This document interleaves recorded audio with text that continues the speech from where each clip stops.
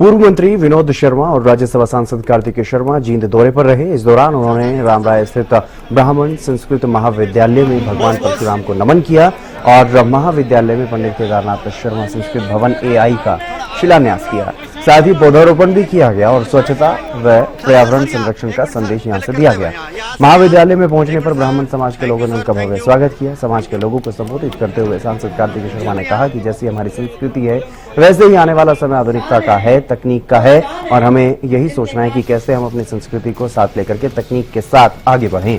तो वहीं पूर्व केंद्रीय मंत्री विनोद शर्मा ने कहा कि रामराय से उनका पुराना रिश्ता है। उन्होंने हमेशा समाज के प्रति सेवा भाव को तवज्जो दी है, कभी भी अपने उसूलों के साथ समझौता नहीं किया।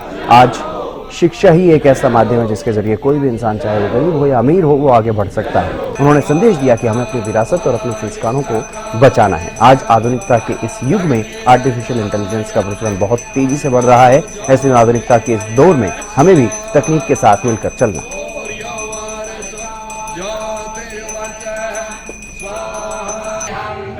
बैठे हुए साथियों ने पिछले 50 वर्षों में, 60 वर्षों में, 70 वर्षों में देखा है वो युग खत्म होने वाला है और जल्दी खत्म होने वाला है। अब नया युग आने वाला है। आज नए युग की शुरुआत है। ये एआई जो है अपने आप में एक पढ़ाई है, एक सिस्टम है जिसको अडॉप्ट करना ही पड़ेगा। अगर इंटरनेशनल लेवल पे आपने अपने आप को आगे ले जाना है तो AI is one of the courses you have to adopt it.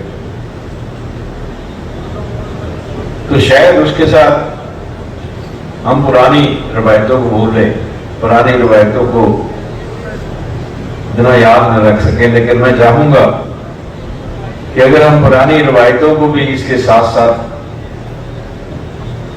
याद रखें तो जो विनाश आज से कई सौ वर्ष पहले, जैसे मैंने नालंदा यूनिवर्सिटी की बात करी है, उस वक्त हुआ था ऐसा विनाश हमारे संस्कृति का नाम है। हमारी संस्कृति भी जीवित रहे और ये नया सिस्टम आ रहा है ये भी जीवित है। अब इसको एक्सप्लेन करना तो मेरे बस की बात नहीं।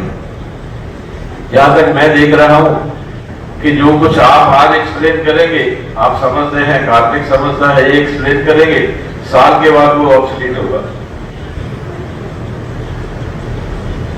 5 साल के बाद उसको कोई याद नहीं रखेगा, कुछ और ही चीज होगी। बदलाव इतनी तेजी से आएगा।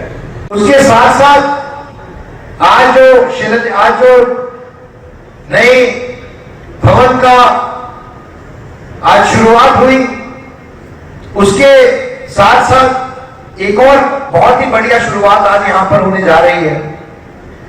हमने फैसला किया है कि ज्ञान गंगा केंद्र के नाम से ऐसे एक व्यवस्था बनाई जाएगी जो हमारे युवा पीढ़ी के लिए, खासकर युवा पीढ़ी के लिए, हमारे नौजवानों के लिए जो नौकरी चाहते हैं या अपने विवेक से कोई व्यवसाय करना चाहते हैं या अपना एजुकेशन पाना चाहते हैं या अपना रास्ता ढूंढ रहे हैं, उनके काम आए। देखिए, एक बात तय है कि हर बच्चा डॉक्टर इंजीनियर नहीं बन सकता, हर बच्चे की सरकारी नौकरी नहीं लग सकती।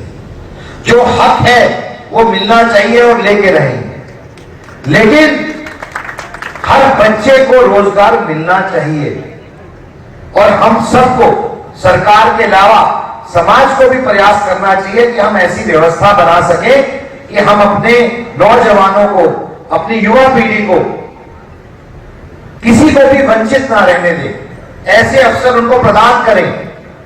जैसे मेरे से पहले बड़ों ने कहा कि सिर्फ नौकरी मांगे नहीं, नौकरी देने वाले भी बने, ऐसी व्यवस्था भी बनानी है। तो आज तकनीक का जमाना है, एआई का जमाना है और इस एआई को अपने फायदे के लिए इस्तेमाल करना चाहिए। ज्ञान गंगा केंद्र में हम हर प्रकार के कोर्सेज पढ़ाए जाएंगे, जिसमें यूपीएससी की तैयारी के लिए स्पेशल कोर्सेज होंगे, जिसमें आईएलटीएस की तैयारी के लिए कोर्सेज होंगे, एचसीएस के एग्जाम के लिए कोर्सेज होंगे, एआई के लिए कोर्सेज होंगे और ऐसी अनेकों चीजों के जो सुविधाएं सरकार द्वारा मुहैया कराई गई हैं या व्यवस्थाएं जो आज उपलब्ध हैं, चाहे उसमें स्टार्टअप इंडिया की बात करें कि इसके अंदर कैसे पैसे मिल सकते हैं, कैसे कंपनी रजिस्टर हो सकती है, कैसे आपको व्यवसाय मिल सकता है, या फिर कृषि प्रधान जो हमारा प्रदेश है उससे जुड़े हुए जो स्टार्टअप्स हैं उनके बारे में उनके हेतु जानकारी प्राप्त की जा सके, उनके संबंधित काम किए जा सके। मैं आपको बताना चाहता हूं और ये बहुत ही एक गौरवान्वित होने वाली बात है, आज भारत के अंदर लगभग 2 लाख से ज्यादा स्टार्टअप्स हो चुके हैं, जिनमें से 117 यूनिकॉर्न यानी कि ऐसी 117 कंपनियां अरबपति कंपनियां बन चुकी हैं। मैं मानता हूं कि हमारे को सरकारें अपना काम करती हैं और जैसे मैंने कहा कि हर बच्चा डॉक्टर इंजीनियर नहीं बन सकता, लेकिन सबको अवसर मिलने चाहिए। हमारी युवा पीढ़ी को जब तक ऐसे मौके नहीं मिलेंगे और हर एक सामाजिक संस्थान को भी अपनी तरफ से प्रयास करना चाहिए कि हम कैसी व्यवस्थाएं बना सकें ताकि ज़्यादा से ज़्यादा युवा पीढ़ी को हमारे क्षेत्र में, अपने गांव में, अपने हलके में नौकरियों का इंतजाम हो सके और साथ साथ व्यवसाय का भी इंतजाम हो सके कि जो बच्चे जिनमें क्षमता है, आइडिया है, वे आगे बढ़ सके और वो अपना व्यवसाय चला सके। भारत सरकार स्टार्टअप इंडिया जैसी बहुत सारी स्कीमें चला रही है और एक अनेकों परियोजनाएं चल रही हैं, उनके फायदा और लाभ हर एक व्यक्ति तक और युवा पीढ़ी तक में पहुंच सके, ये हमारा प्रयास रहेगा।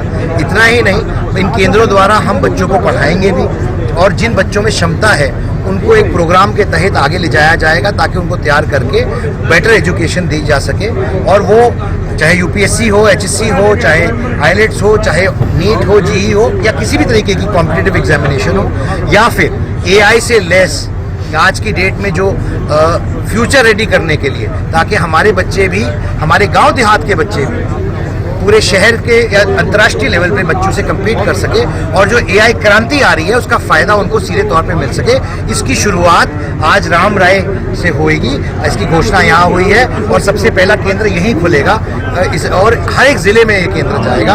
हम प्रयास करेंगे कि ज़्यादा से ज़्यादा लोगों तक और खासकर हमारे गाँव तक, देहात तक ये कार्यक्रम पहुंच सके और ऐसी व्यवस्था पहुंच सके। आपने अपने दादाजी के नाम पर एआई लैब यहाँ शुरुआत की है, आज उसका अनावरण किया है। देखिए, हमारे बड़े बुजुर्गों का आशीर्वाद हमारे पे रहे, यही हमारी संस्कृति, हमारी प्रथा है और उनका स्मरण करते रहे हम। और जो अच्छा नेक काम करना चाहते हैं, अपने बुजुर्गों की याद में करना चाहते हैं, मुझे लगता है कि ये संस्कार हमें अपनी अगली पीढ़ी को भी देने चाहिए और युवा पीढ़ी को भी देने चाहिए ताकि जो प्रथा हमारी हज़ारों साल की बनी हुई है वो कायम रहे और